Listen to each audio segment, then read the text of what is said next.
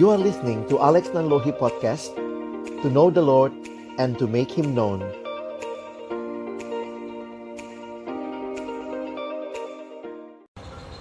Bapa di dalam surga, kami datang dalam ucapan syukur sore hari ini. Terima kasih karena sungguh Tuhan baik dan Tuhan menyatakan kebaikan-Mu di dalam kehidupan kami.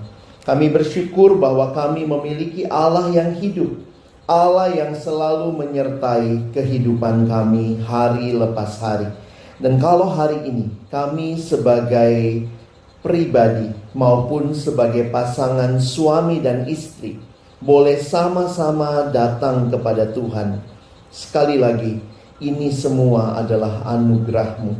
Kami akan membuka firman-Mu. Kami mohon waktu kami membuka firman-Mu, bukalah juga hati kami. Jadikanlah hati kami seperti tanah yang baik, supaya ketika benih firman-Mu ditaburkan itu boleh sungguh-sungguh berakar, bertumbuh, dan juga berbuah nyata di dalam kehidupan kami.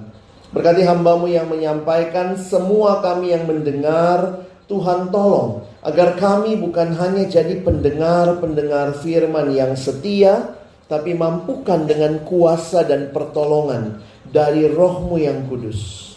Kami dimampukan menjadi pelaku-pelaku firman-Mu di dalam hidup kami, di dalam keseharian kami.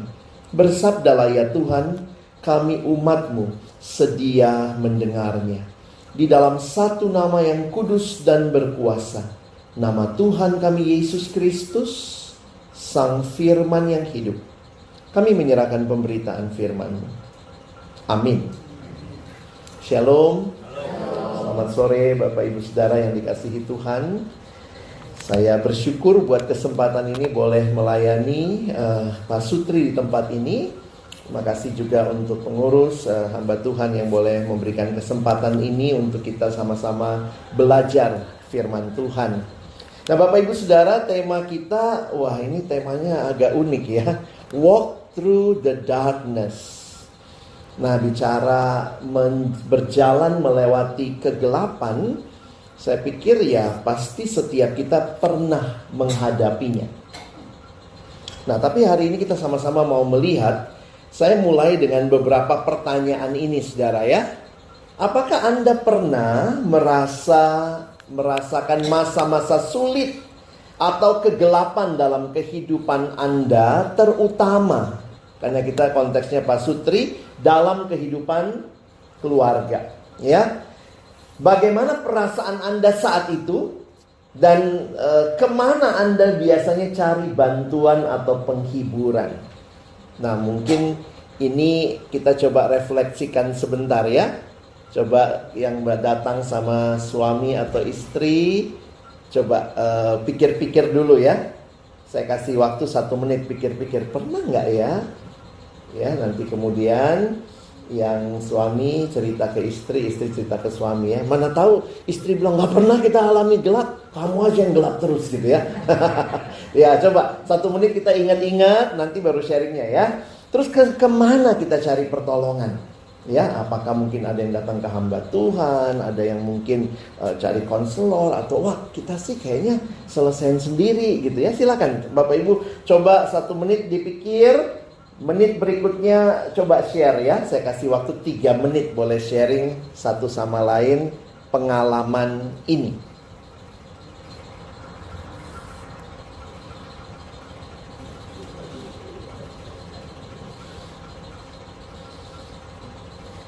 Kayaknya udah mikir-mikirnya udah ya. Ya udah langsung sharing aja. Ya, sharing berdua. Jangan berantem di sini ya. Tapi mari coba share gitu. Iya ya, ini pernah kita alami mungkin masa-masa apa ya, supaya kita ada interaksi satu sama lain. Silakan. Saya kasih waktu 3 menit ya, Bapak Ibu boleh share suami istri satu sama lain. Silakan.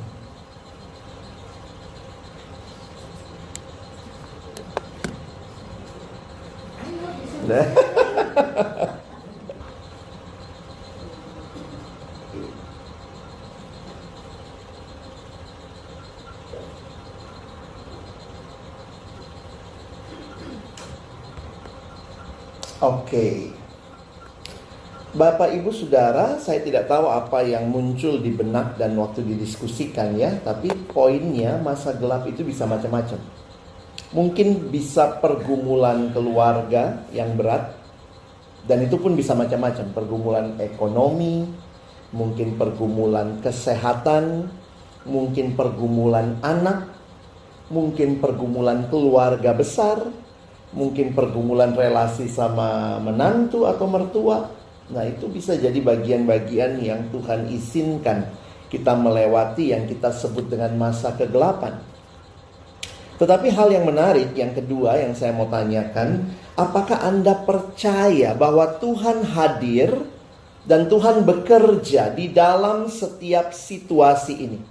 Baik itu hal yang baik, waktu kita mungkin mengalami kesuksesan, kita mengalami banyak pencapaian, anak-anak akhirnya mungkin sudah mencapai hidupnya masing-masing, ataupun juga hal yang buruk. Orang Kristen, kita meyakini Allah kita Immanuel, Dia hadir. Dan bagaimana pengalaman Anda dalam mencari Tuhan saat menghadapi kesulitan dalam pernikahan dan atau kehidupan sehari-hari? Nah, ini yang saya ajak kita sama-sama hari ini. Boleh lihat ya, mungkin ini bukan hal baru. Sekali lagi bagi saudara yang mungkin sering ke gereja juga, bukan hal yang baru yang akan saya sampaikan. Tetapi sama kayak kalau kita naik pesawat ya. Bapak Ibu, berapa kali pun kita naik pesawat, pasti akan ada peragaan cara menggunakan sabuk pengaman, ya, peragaan cara menggunakan jaket pelampung. Walaupun kita mungkin pas bagian itu kita tidur biasanya ya. Karena udah hafal. Tetapi sebagai perusahaan maskapai penerbangan wajib memberitahukan ulang. Saya pernah naik satu pesawat dan uniknya karena dia bilangnya begini. Bapak Ibu Saudara, nah ini bukan penerbangan dalam negeri lah ya, tapi saya waktu itu lagi di luar. Tapi yang menarik adalah begini. Bapak Ibu mohon perhatian karena peragaan kami mungkin berbeda dengan maskapai lainnya. Pinter juga dia bilang gitu ya. Jadi kita akhirnya apa sih yang beda ya? Habis denger ya ampun sama. Tapi maksudnya itu cara dia untuk menarik perhatian saudara ya. Bahwa kita seringkali melewatkan hal-hal yang sangat dasar dan prinsipil. Tetapi ternyata kuncinya itu, saudara. Ya, waktu kita menghadapi kekelaman, saya tadinya mau ambil ya paling gampang kan Mazmur 23 ya, sekalipun aku jalan dalam lembah kekelaman. Tapi saya pikir saya mungkin akan coba sisi yang lain. Di dalam kegelapan sebenarnya apa sih yang kita harapkan? Tentu ada terang, tentu melewati itu. Tetapi waktu melewati itu, apa yang kita harapkan, bersama siapa kita melewatinya? Maka saya memilih untuk ayat firman Tuhan sore hari ini, Mazmur 121. Kita akan melihat ayat yang pertama sampai dengan ayat yang ke-8. Bapak Ibu, saya sudah tuliskan ayatnya di depan, jadi silahkan kita boleh ikut membaca ayat 1 sampai ayat yang ke-8. Saya akan mulai ayat 1. Bapak Ibu Saudara baca ayat 2. Kita bergantian sampai ayat 8 ya. Nyanyian ziarah. Aku melayangkan mataku ke gunung-gunung, dari manakah akan datang pertolonganku?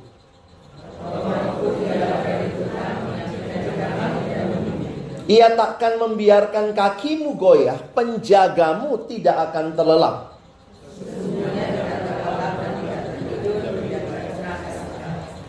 Tuhanlah penjagamu, Tuhanlah naunganmu di sebelah tangan kananmu.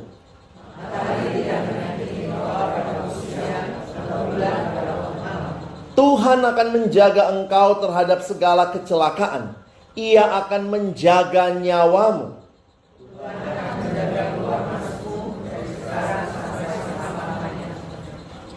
Baik, Bapak Ibu Saudara yang dikasihi Tuhan, Mazmur 121 ini diberikan judul di awal, yaitu nyanyian ziarah. Nah, mungkin sedikit kita perlu latar belakang. Apa itu nyanyian ziarah? Menariknya, nyanyian ziarah itu dinyanyikan oleh orang-orang yang sedang berjalan menuju Yerusalem. Bapak Ibu, setiap laki-laki dewasa Yahudi 1 tahun itu ada 3 kali harus datang ke bait suci di Yerusalem. Dan yang menarik, pada saat pesiarah itu mendaki, kenapa? Karena Yerusalem itu kotanya ada di perbukitan ya, di Bukit Sion namanya ya.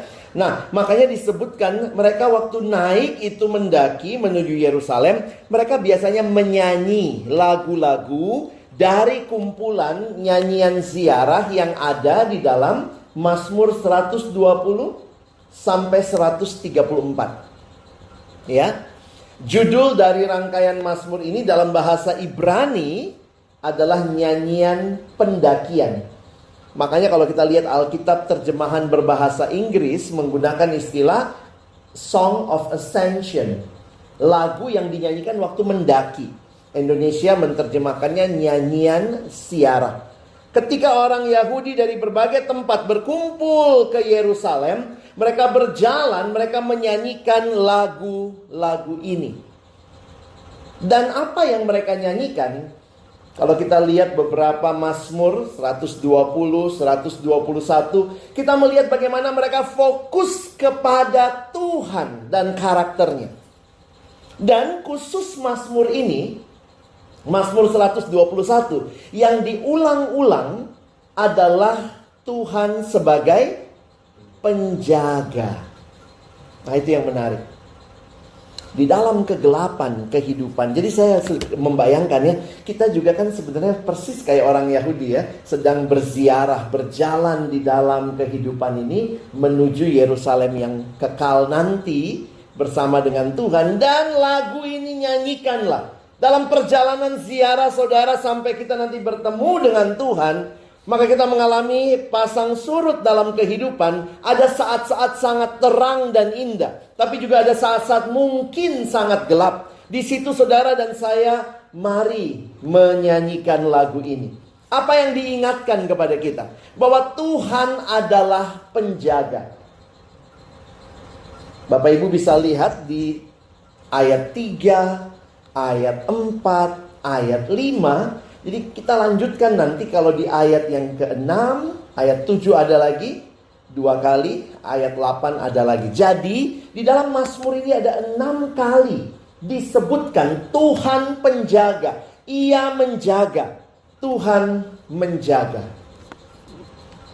Bapak Ibu Saudara yang dikasihi Tuhan, seringkali kita lupa bahwa ada Tuhan yang menjaga kita bahkan di dalam kegelapan. Saya ingat ketika kegelapan terjadi waktu saya masih kecil, lampu mati ya. Kalau di daerah tuh sering ya lampu mati ya. Terus ada jam-jamnya gitu ya. Dan memang kan sebenarnya berharapnya nggak mati waktu malam hari. Dan saya ingat waktu itu ketika kami mau tidur lalu kemudian lampu mati. Dan waktu itu saya masih sama orang tua, masih kecil gitu ya. Tidak lihat apa-apa saudara, karena gelap sekali ya. Taruh tangan jari 5 begini gak kelihatan.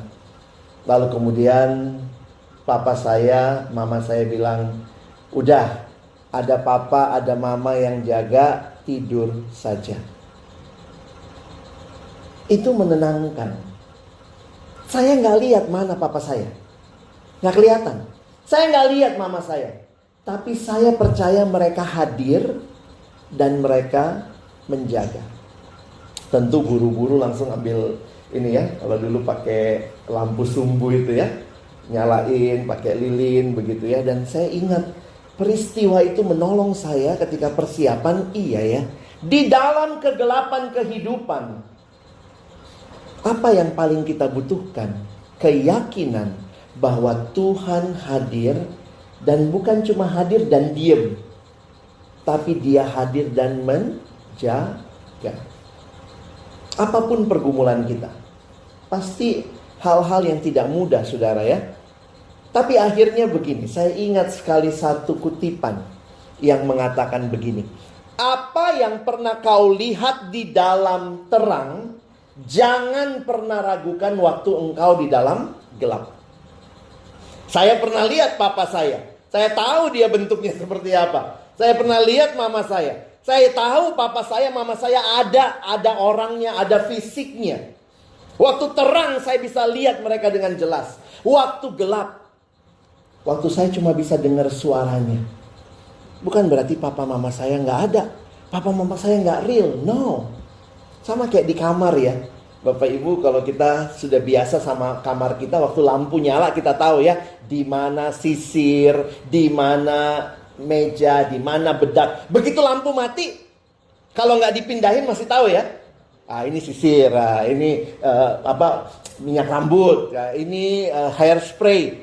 Jadi apa yang saudara dan saya yakini di dalam terang, waktu hidup lancar dan aman, kadang-kadang kita wow, Tuhan baik, Tuhan baik. Begitu kondisi tidak baik, ingat, di dalam gelap, apa yang engkau pernah lihat di dalam terang, itu tetap sama.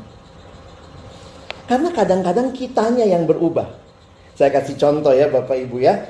Saya ini sering mimpin anak SMP SMA. Jadi mungkin yang saya ketemu anak atau cucu Bapak Ibu ya, gitu ya. Beberapa kali saya dalam pelayanan ketemu anak kecil gitu ya, anak-anak SMP SMA.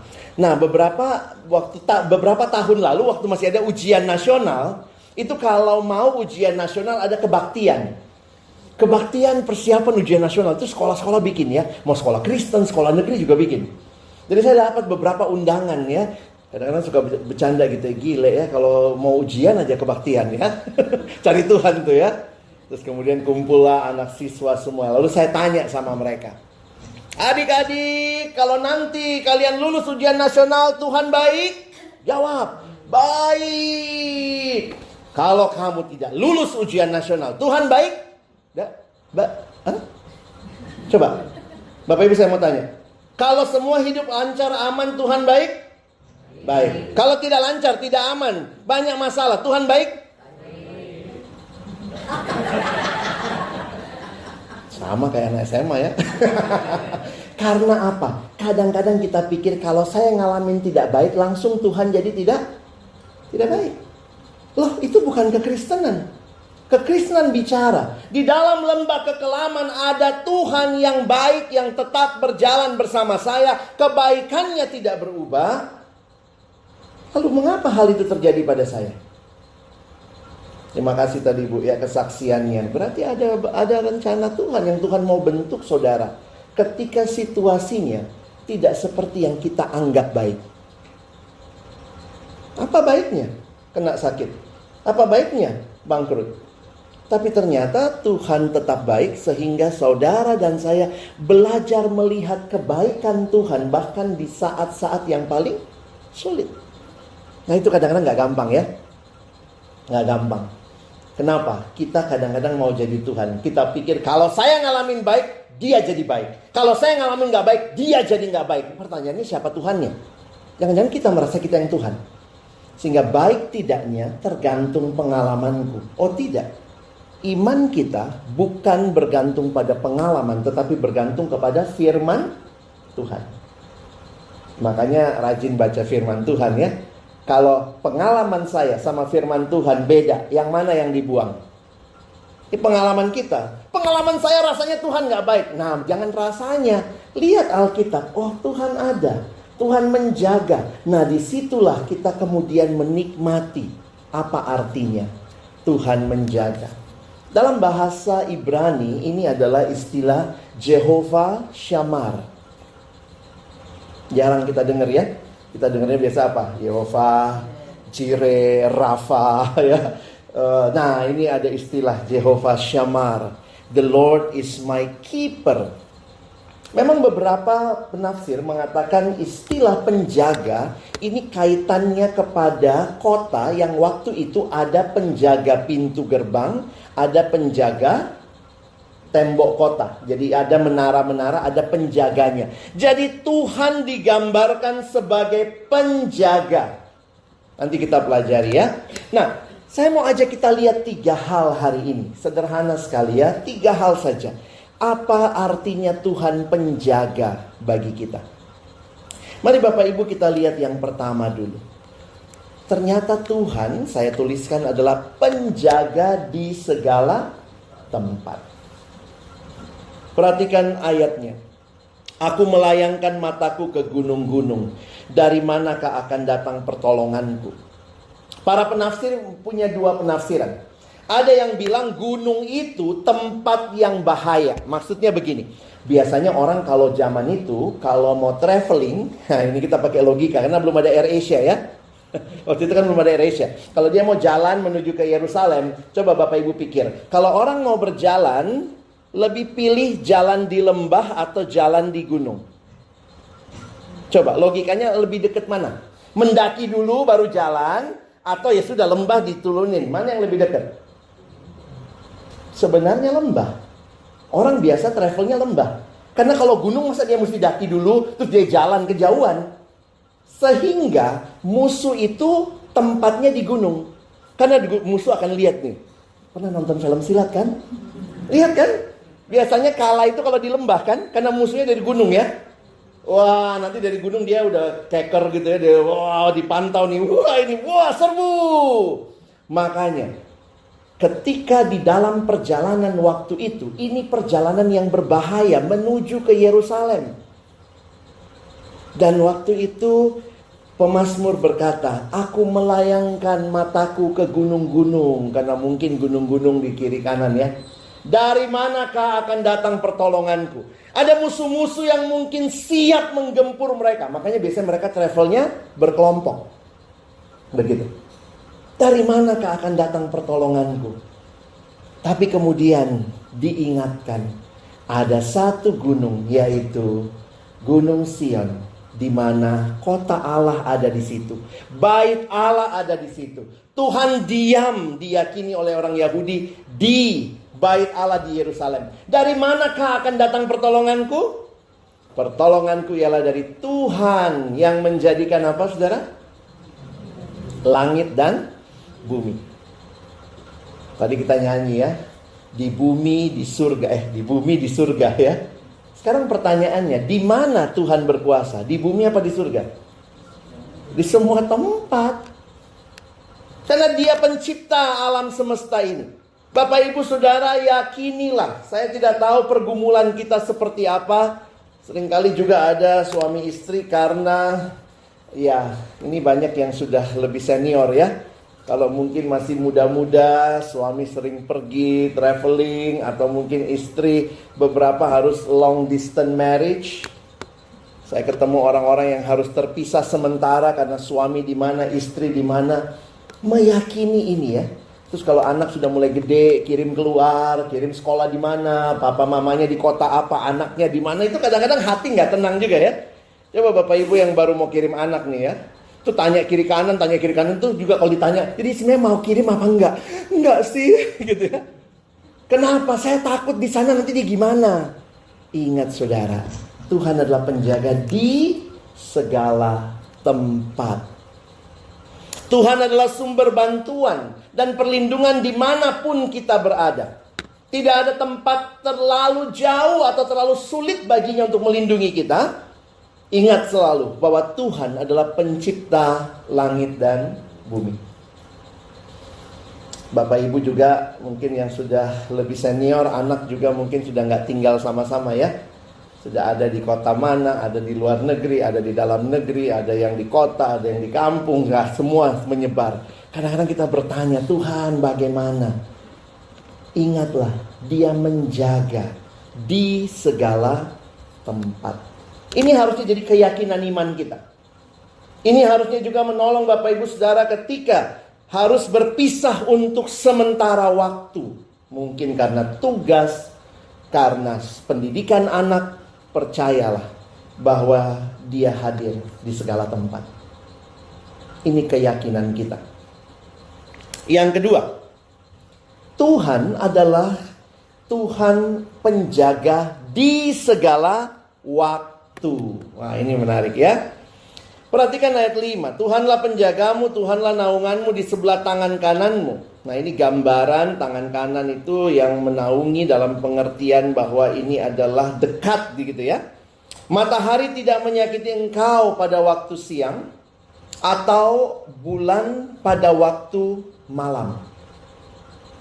Matahari, bulan. Nah, sebenarnya yang menarik ayat 3 dan 4, saudara ya. Coba kita lihat sebentar ayatnya. Sebentar. Nah ini. Tuhan adalah penjaga yang terjaga. Bapak Ibu, waktu saya pelajari ternyata biasanya waktu itu penjaga itu pakai shift juga ya. Nggak seharian dia jaga terus begitu ya. Shiftnya biasanya ada yang bilang 4 shift, ada yang bilang 3 shift. Jadi kira-kira kalau dia menjaga, dia jaganya makanya biasanya pada malam hari ada yang jaga. Ada yang bilang kira-kira 1 shift itu 8 jam. Dan seperti yang kita lihat di film-film ya, itu mirip sekali ya. Ada penjaga yang waktu jaga malam ketiduran ya. Makanya itu yang dipakai oleh pemazmur. Tuhan adalah penjaga yang terjaga, tidak pernah tidur atau lengah. Dia selalu waspada dan siap menjaga kita. Perhatikan ayatnya. Ia takkan membiarkan kakimu goyah. Penjagamu tidak akan terlelap. Sesungguhnya tidak terlelap dan tidak tertidur penjaga Israel. Tuhan gak pernah ngantuk, saudara. Tuhan gak pernah ketiduran. Saya beberapa kali ketiduran. Kenapa? Kalau malam hari pas pulang, namanya suami istri ya. Istri saya di pelayanan, saya di pelayanan. Kalau pulang biasanya, nah kami tuh agak beda ini saudara, beda jam. Saya orang pagi. Saya pagi jam 4:30, jam 5 udah bangun. Istri saya orang malam. Dia tuh tidurnya bisa 1:30, jam 2. Saya tuh jam 10 udah ngantuk. Nah, ada yang begitu ya? Kada ya. Saya tuh jam 10 udah jam 10 tuh udah di Bethlehem saudara ya. Malam sunyi senyap gitu ya. Nah, jadi beberapa kali istri saya lagi semangat cerita tuh di jam-jam tidur saya. Tiba-tiba dari gini. Marah banget tuh ya. Lu dengerin gak sih katanya gitu ya. Jadi memang kita menjaga pasangan kita pun kadang gak kuat ya. Ngantuk saudara. Ini apalagi denger cerita, lu cerita apa sih gitu ya. Bayangkan itu ya. Nah itu jadi menarik saudara. Bahwa Tuhan bukan Tuhan yang pernah tertidur, terlelap, ngantuk, lupa, hilang catatannya gitu ya. Tetapi dia Allah yang senantiasa hadir di segala waktu. Saudara, dua referensi waktu tadi muncul ya. Pada waktu siang, pada waktu malam. Menarik sekali. Bapak Ibu yang punya anak, saudara, atau mungkin kerabat di luar negeri. Kadang-kadang kita begitu ya. Kita bangun, dia tidur. Kita tidur, dia bangun. Terus kadang-kadang kita mikir juga, oh Tuhan juga lagi tidur sama dia. Kita pikir Tuhan lagi tidur di sana. Kenapa? Kan lagi malam. Kita lagi siang nih, di sana malam. Oh tidak saudara. Tuhan kita Tuhan yang terjaga, yang senantiasa hadir. Dia tidak pernah tertidur, tidak pernah lengah. Kan itu dalam situasi pergumulan hidup, jangan merasa bahwa oh rasanya kayaknya saya gak mau ganggu Tuhan. Jangan sombong saudara ya. Tuhan siap kok dalam pergumulan kita. Makanya tadi pertanyaannya, waktu kita mengalami pergumulan, kita cari bantuannya kemana? Seorang teman saya dalam pergumulan keluarga yang masih sangat muda ya. Ini kisah sedih ya. Pacaran 9 tahun. Menikah 3 bulan usia pernikahan. Istri selingkuh. Dan waktu kita gali, kenapa istrinya? Padahal istrinya anak Tuhan, suaminya ini anak Tuhan juga. Kenapa istrinya selingkuh? Penasehatnya bukan orang-orang yang cinta firman. Jadi penasehat istrinya adalah teman-teman kantor yang mungkin juga bukan Kristen sungguh-sungguh, beberapa beda agama, itu jadi penasehatnya. Jadi waktu istrinya misalnya begini ya, dia ngerasa, gue udah pacaran 9 tahun, tapi ada yang gue gak ketemu di laki gue ini. Ketemunya di selingkuhan. Terus temennya bilang apa? Apa nasihat temennya? Ikutin hati lu. Masa lu mau married sama orang yang begitu? Jadi akhirnya 3 bulan usia pernikahan. Dan saya jadi salah satu orang yang harus ikut dalam sidang perceraian. Saya datang untuk ngasih kesaksian, ya, karena waktu itu mau mediasi segala macam, karena yang cowoknya nggak mau cerai. Tapi saya pikir-pikir, itulah ya, ketika makin sukses, dulunya orang pelayanan, cinta Tuhan, tapi ketika makin sukses, uang makin banyak, temennya ganti. Temen yang kumpul-kumpul di pub, yang di klub, kan gitu ya, sosialita Jakarta, ya, udah lain tuh. Sehingga ketika memberi masukan, bukan lagi bertahan, itu suami lo, ini dia cinta Tuhan. Disuruh ikut, follow your heart. Nggak ada itu di Alkitab. Alkitab tidak pernah bilang follow your heart. Kenapa? Hati sudah tercemar dosa. Follow God's word. Ikuti firman Tuhan. Hati-hati. Di situ saya makin sadar, benar kata firman Tuhan, pergaulan yang buruk merusakkan kebiasaan yang baik. Saudara, hati-hati. Kadang-kadang kita lihat ada situasi-situasi, waktu itu kita udah bilang cari Tuhan, cari konselor Kristen. Enggak lah, mau cari yang lain lagi, rasanya kalau Kristen kayaknya kurang ini ya, sehingga dia pergi ke konselor yang lain yang bukan Kristen, dan nasihatnya begitu, lu cerai aja. Ngapain hidup kalau ada yang lu rasa lu gak dapat dari suami lu? Padahal udah pacaran 9 tahun, saudara ya. Nah, itu saya coba kasih contoh bahwa iya, real, pergumulan hidup itu real. Dan jangan merasa Tuhan kita hanya butuh di saat tertentu. Dia ada di segala saat, segala waktu, dan dia siap ketika saudara dan saya datang, kapanpun itu. Yakini itu. Dan yang terakhir, Tuhan adalah penjaga di segala situasi. Tadi udah bicara ya, banyak situasi kehidupan. Kenapa saya tadi minta Bapak Ibu sharing, nanti mungkin bisa lanjut di rumah ya. Kenapa? Karena biasanya hal-hal yang kita lihat sebagai kegelapan itu mungkin berulang. Saya ulangi ya. Hal-hal yang saudara dan saya lihat sebagai kegelapan itu mungkin berulang. Misalnya, ada orang sangat rentan sama ekonomi. Jadi ketika ekonomi lagi drop, wah, dia rasanya Tuhan mana nih, Tuhan mana, Tuhan kok gak peduli kita. Dan ingat, ekonomi kan gak selalu di atas, kadang-kadang turun juga. Ada orang rentannya bukan sama ekonomi, tapi sama relasi. Dia bingung banget kalau suaminya diemin dia. Dia bingung banget kalau istrinya diemin dia. Itu rasanya gelap banget dunia. Karena dia bilang, kalau gue gak apa-apa, miskin, kaya, yang penting suami gue ngomong sama gue. Jadi apa yang kita anggap gelap dan terang itu pun juga beda-beda untuk konteks setiap orang. Situasinya bisa beda. Tapi menarik kalimat Alkitab ini ya. Tentu menjalani perjalanan berbahaya, ziarah ke Yerusalem, Ia menjaga engkau terhadap segala kecelakaan. Ia akan menjaga nyawamu. Tuhan akan menjaga keluar masukmu dari sekarang sampai selama-lamanya. Makanya di dalam perjalanan ke Yerusalem ada berbagai macam bahaya. Itu bisa fisik, bisa spiritual. Dan Tuhan menjelaskan atau Tuhan dijelaskan sebagai penjaga yang melindungi dari segala bentuk malapetaka, menyelamatkan jiwa dan menjaga selama perjalanan hidup. Mari saudara, hari ini bukan hal baru ya. Kalau ada masalah, lewati perjalanan hidup yang gelap, fokusnya kemana? Ke Tuhan yang menjaga kita. Dia jaga kita di segala tempat, segala waktu, segala situasi. Ingat 3 hal ini ya. Sebagai penutup Bapak Ibu, saya mau main sulap. Ini pendeta atau pesulap ya? Saya main sulap ya Bapak Ibu ya. Siap-siap. Dalam hitungan ketiga, saya akan buat semua Bapak Ibu hilang. Ya, yang datang sama suami istri pegang tangannya baik-baik. Ya. Siap ya?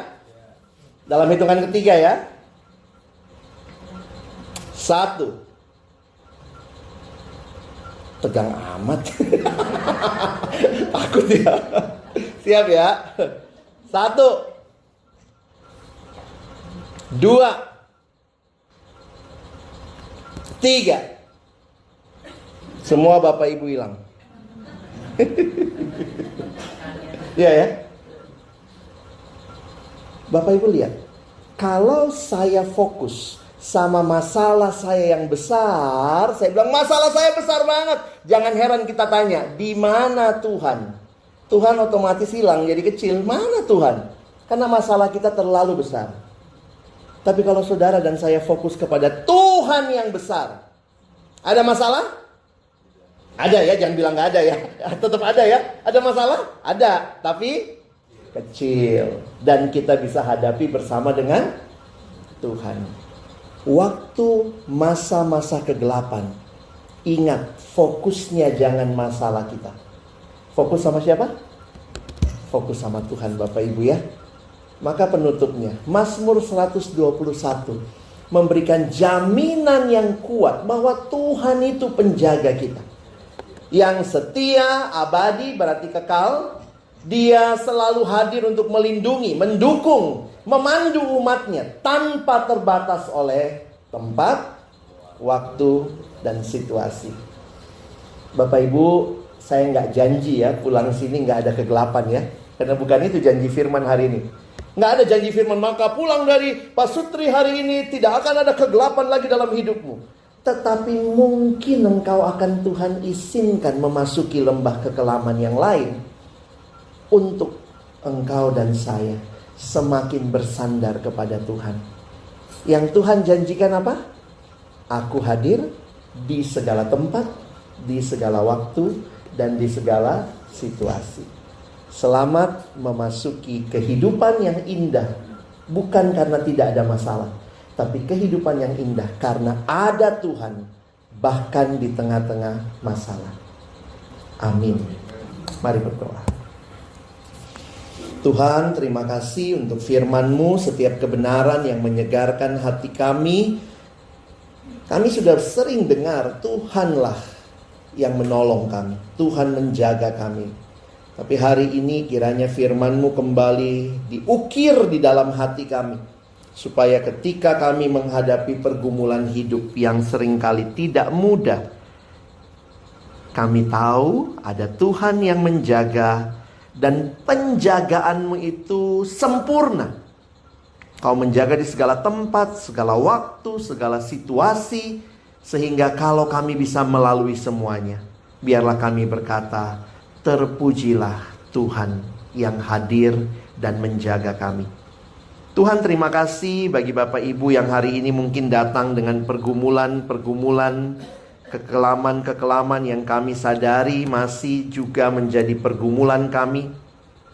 Mungkin masalah-masalah ekonomi, mungkin pergumulan usia yang semakin lanjut, mungkin pergumulan kesehatan, mungkin pergumulan kehidupan yang lain. Seringkali kami merasa, di mana Tuhan? Kenapa Tuhan membiarkan aku? Tapi hari ini kami diingatkan, Tuhan hadir. Dan Tuhanlah yang beri kekuatan sehingga kami bisa berdiri, bisa bertahan, bisa melewati kegelapan ini. Dan kami sekali lagi bersyukur, tolong kami ya Tuhan. Bukan hanya jadi pendengar firman yang setia, mampukan kami boleh jadi pelaku-pelaku firman-Mu di dalam hidup kami. Sekali lagi kami bersyukur, dalam nama Yesus kami sudah berdoa. Amin.